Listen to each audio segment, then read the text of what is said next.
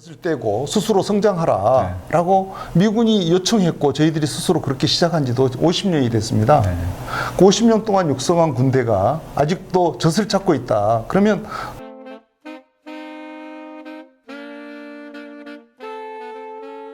그럼 국제사회에 가서 태극기 꽂아놓고 그 앞에 테이블에 앉게 되면 굉장히 우리 책임감이 원래 의연해지잖아요. 네. 저도 그 옛날 아주 소시적 이야기입니다. 피파에 태극기 꽂아놓고 네. 대표로 진출고 대표 항상 가서 회의하고 당당하게 했던 그런 당돌한 시절이 있었어요. 예. 국가를 대표하셨네요. 그러니까 예. 그때 되면 내가 절대 꿀릴 수 없다 싶어서 밤을 새워서 의제 다 소화하고 그리고 한국에 연락해서 입장 다 정리한 다음에 딱 메모해가 가서 끝까지 얘기했죠. 그런 말씀을 드렸다 보니까 제가 그 한미 이게 주제가 또 저희가 한미 동맹 얘기하지 않습니까? 예. 제가 그 우리 군을 대표해서 펜타곤에 간 적이 있습니다. 근데 요거 참 이 마찬가지 어떤 맥락에서 좀 씁쓸한 그런 추억인데요. 저희가 저는 이것 때문에 스스로 생각하는 바가 많아서 말씀드리고 싶은 게 있는데 과거에 커들이라고 하는 제도가 있었습니다. 예. 커들이 CRDL의 약자인데요. Critical Requirement Deficiency List입니다. 그 Critical Requirement가 전쟁에 꼭 필수적으로 필요한 소요를 얘기합니다. 그런데 우리가 갖지 않은 거. 그 중에 데피션시는 부족한 것, 그 목록입니다. 그게 뭐냐 하면 한국군이 전쟁을 하게 되면 전시에 긴급하게 꼭 필요한 것 중에 부족한 리스트 목록을 미치게 제시하면 사전에 목록을 만들어 놓고. 그렇죠. 평시 그거는 1년 단위로 업데이트합니다. 네. 그래서 그 업데이트 상호 간에 업데이트를 해서 미군에게 주면 미군이 자기들이 봐서 잉여로 이거 남는 거다 하면 자기들이 줄 수 있다 이겁니다. 그래서 우리는 미군이 얼마나 큰 나라입니까? 천조국 아닙니까? 그래서 이 국가의 그 재고 자산을 우리가 필요하면 좀 쓸 수 있겠구나라고 해서 실제 우리 전쟁의 어떤 마지노선이라고 할까요? 마지막에 우리가 부족한 것은 미군으로부터 가져올 수 있다라는 생각을 하고 이 목록을 작성해서 미군 측에 전달하는 일이 굉장히 중요한 일이었습니다. 제가 이제 그 팀장을 했는데요.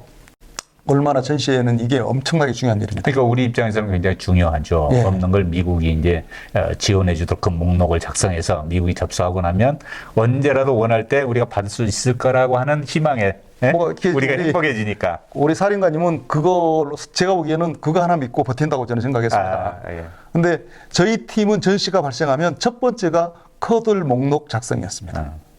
그러면 전쟁이 시작되면 우리 군이 앞으로 부족할 물자 있지 않습니까? 얼마 전에 저희들이 얘기했던 그 155mm 포탄. 그렇지. 이런 경우 이게 목록에 반드시 들어가는 거죠. 그래서 야 그거 있으면 달라. 당연히 지상군의 주력 화력이니까. 그렇죠. 그래서 뭐 그것도 특히 평시에도 부족하니까. 부족하니까. 그거는 뭐 전쟁 되기 전부터 부족하다고 되어 있는 묻지도 겁니다. 마, 바로 쓰는 거야. 바로 적혀 있습니다. 그래서 이제 최대한 많이 받으려고 적어놨는데 아니 이 제도를 폐기하겠다고 그러는 겁니다. 누가? 미군이. 그래서 미군 측이 국방부에 커드일의 실효성에 문제가 있어서 폐기하겠다라고 통보를 받았는데 가능성 있는 일로 간주되어 왔어요. 과거부터. 그거 받은 한국군이 깜짝 놀라서 이건 무슨 말이냐. 미국 펜타곤에 보낸 겁니다, 사람을. 제가 그 중에 한 사람으로 갔죠. 네. 제가 외국에서 전시에 물자 수입하는 거 담당해야 된 담당자니까. 그렇지. 그래서 그 당시에 어떤 높으신 장군님 모시고 갔는데요. 그 미군 육군본부의 군수참모부장을 예방했습니다. 그래서 의제를 이렇게 드리고 얘기를 시작하자마자 첫 번째 의제가 그거였습니다.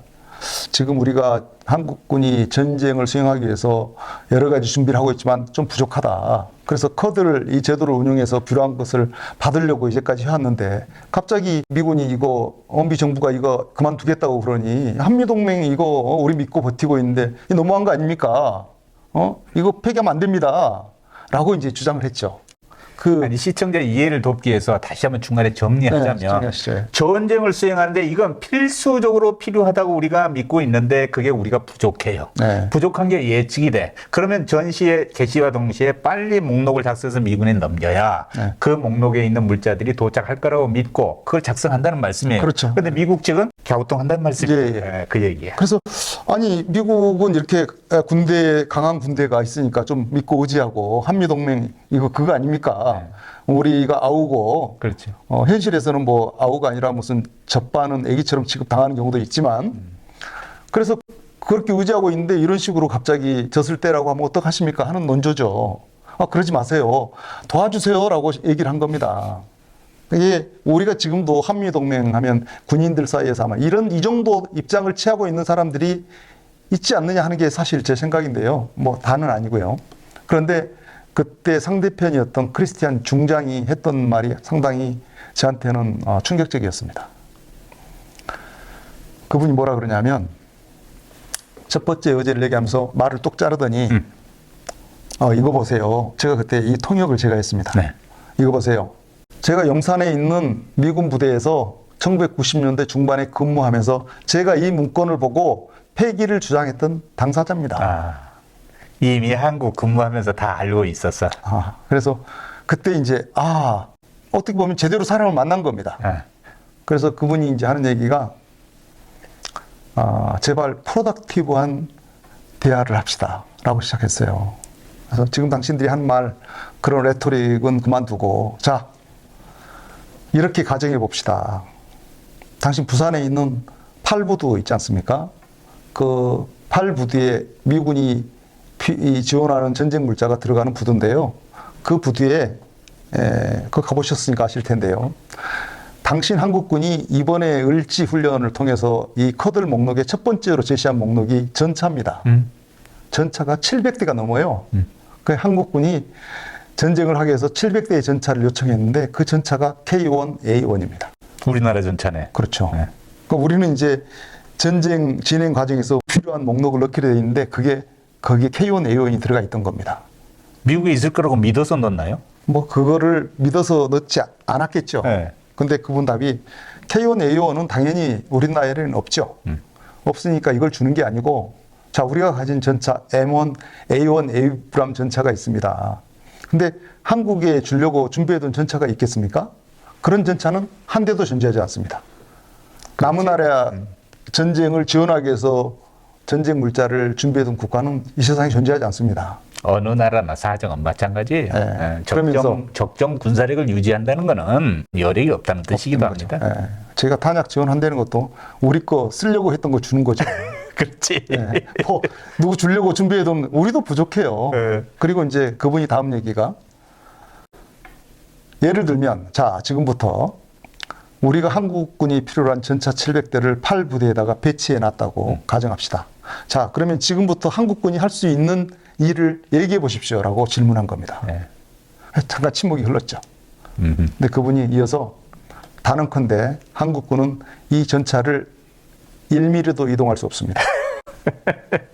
그 언제 운전을 해봤어? 어떻게 정비할 줄 알아?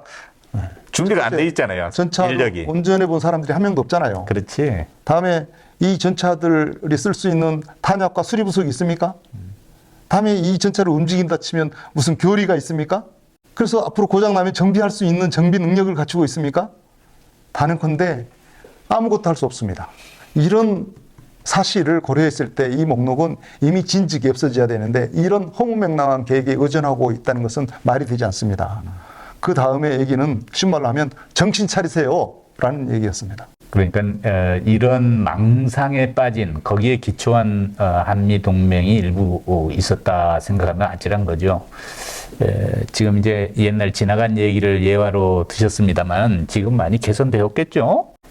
그렇게 되었으면 믿고 싶죠? 네, 믿고 싶죠. 예, 당연히 그렇죠. 미국 없이는 이일체 아무것도 할 수 없다고 주장하는 분들이 다 안타까운 거예요. 왜냐하면 이런 코들이나 또 워셔 이런 리스트들만 보고서 거기에 이제 취해서 사는 분들이 가끔 있단 말이죠. 군사정책 결정하는 분에.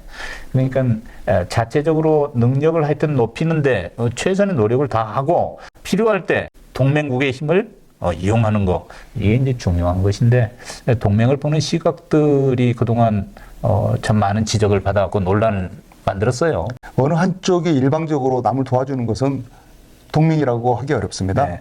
바람직한 동맹 한번 정리해 주시죠. 바람직한 동맹은 상호간에 주고받을 게 있어야 된다. 그렇지. 그리고 그게 대등할 때 바람직한 그렇구나. 것이고 맞아요. 그렇지 않다 하더라도 저희가 인정하지 않을 수 없는 것은 우리 한국군의 육성하고 성장 발전기에 미군이 기여했다는 것은 사실입니다. 네. 한미 동맹 관계를 통해서 많은 지원을 받았죠. 과거에 우리 군이 봐왔던 지금 탄약이나 이거 생산 기술, 방산업체들이 만들었던 그 기술력, 우리 AD도 있지 않습니까? ADD 지금 창고에 가면 미온도를 보관하는 곳이 있습니다. 저는 처음에 미온도가 무엇인지 몰랐는데 미군이 제공한 원자료, 군사 규격을 얘기합니다. 그걸 통해서 저희들이 육성된 것이 사실인데. 그걸 미원도라고 합니까? 예, 저는 그게 처음에 이게 무슨 말인가 했는데 고문관처럼 좀 이런 모호한 용어들이 나도 못 알아들었어요. 네, 모호한 용어들이 있는데 그게 우리가 가진 어떤 미군의 지원 흔적이기도 하고 젖을 떼고 스스로 성장하라라고 미군이 요청했고 저희들이 스스로 그렇게 시작한 지도 50년이 됐습니다. 네. 그 50년 동안 육성한 군대가 아직도 젖을 찾고 있다. 그러면 너무 이거 한심한 거 아니겠습니까? 네. 그래서 저희도 줄 수 있고 받을 수 있고 하는 이 정도 관계에서 그리고 실제로 우리 한국군의 국방비가 거의 60조입니다. 일본도 60조 정도 됩니다. 조금 더 되죠. 비슷해요. 네. 그러면 일본 국민이 1억 3천 정도 되지 않습니까? 네, 네. 그럼 저희들에 비해서 우리가 5천만이라고 보면 1인당 부담은 이제 절반밖에 안 되는 거예요. 일본은. 국민 개인이 부담하는 국방비로 보면 저희 나라의 국방비가 제가 판단한 이런 개인당 부담 국방비는 세계에서 미국 다음으로 높습니다. 이렇게 많은 국방비를 내는 나라에서 군인들이 자기 국가를 지키는 게 부족해서 아직도 남의 나라 도움이 꼭 필요하다고 주장하는 것은 최소한 군인들은 해서는 안 되는 말이다. 아니 무엇보다도 북한 대비 뭐 30배니 50배니 더 투입을 하고 있는데도 늘 가서 엄살만 피고 있었어야 되겠어요. 영어로 얘기하면 그게 스포일드 되었다고 하는 거죠. 우리 군대는 스포일드 된 흔적들이 있습니다. 왜? 누구 도움이 없으면 못하겠다 그러고. 도움 없이는 네. 스스로 설 수 없는 어린애 스스로 쓸 수 수준이다. 있고 필요하면 우리가 도움도 주고 부족한 건 도움을 받겠다 하는 자세가 어른다운 태도라고 보입니다. 그래서 지금 많이 성장했다고 저는 봅니다. 믿고 싶습니다. 저도 그거 요즘에 군대는 좀 더 달라. 근데 지금 자꾸 대미 의존을 높여가는 분위기예요. 군사적으로나 전략적으로. 이게 이제 국제 상황이 그렇게 흐른 건 이해하겠지만 군사까지 그렇게 가서는 안 된다고 저는 생각합니다. 요즘에는 특히 또 한미 동맹을 더 확장해서 한미일 동맹도 얘기하는 사람들이 있더라고요. 동맹의 딜레마라는 게 있어요. 동맹을 맺으면 우리 힘이 더 늘어날 것 같지만 동시에 적도 더 큰 적이 나타납니다. 숨어있던 적이 등장해요. 이 동맹을 자꾸 찾으면 그거는 이제 꼭 필요할 때 동맹이지, 동맹을 무한정 늘려놓으면 더 큰 동맹을 또 마주해야 돼요. 의무도 많아지고. 사실은 동맹이 아예 없는 게 제일 좋을 수 있습니다. 당연하죠. 왜냐하면 그래서 중립국이 스스로 되기를 원하는데 과거에 중립국이 되었던 나라들이 된 조건을 살펴보면 그 나라들이 실질적으로 자기를 방어할 만큼 충분히 강했을 때 가능했고, 그리고 외교적인 능력도 키웠고, 실제로 중립국이 되면 좋은 점이 매우 많지 않습니까? 근데 중립국이 되기 어려운 것, 물론 여건이 있어서 우리도 쉽지 않겠지만 여러 가지 대안을 놓고 생각해 봐야 된다라는 생각이 듭니다. 과거에 이제 탈냉전을 지나면서 우리는 이제 지역 안보 협력, 집단 안보 이런 것들을 많이 생각을 했죠. 경제적인 안보를 하자는 얘기였어요. 약속을 해놓고 평화의 파괴자가 있으면 나머지 세력이 이걸 응징하고 견제함으로써 또 경제적인 안보를, 안보 부담을 분산해놓고 상시 스탠바이 체제를 유지하자. 이결하잖아요. 근데 이 역사의 흐름이라는 건 자꾸 옛날로 돌아가요. 그래서 다시 또 냉전기로 이제 회귀하는 듯한 지금 정황이 전개되고 있어도 안타까운 건 있어요. 그러나 어떡하겠습니까? 우리는 이런 시점에도 정신 바짝 차리고 우리의 살 길을 찾아야지. 정신을 바짝 차려야 되는 시기가 또 온 것 같습니다. 그렇죠. 예. 특별히 지금 그렇습니다. 우리는 안보적으로나 경제적으로나 국가의 이제 도약을 지금 노려볼 수 있는 아주 중차대한 시점인데요. 세계가 이렇게 이제 대결 국면으로 가고 진영이 극심하게 대결하는 이런 양상을 띌 때 우리가 살 길은 무엇인지, 무엇이 전략적인 지도를 완성해가는 방법인지 이런 것들 국민들과 함께 얘기하고 지혜를 모아가는 게 중요하다고 생각합니다. 스마트 국방은 계속 이런 문제를 논의하고 모색해 갈 겁니다. 오늘 김철환 교수님 모셔가지고 아주 좋은 얘기 들려주셨습니다. 고맙습니다. 자주 오십시오. 감사합니다. 자주 모시겠습니다. 아니요. 감사합니다.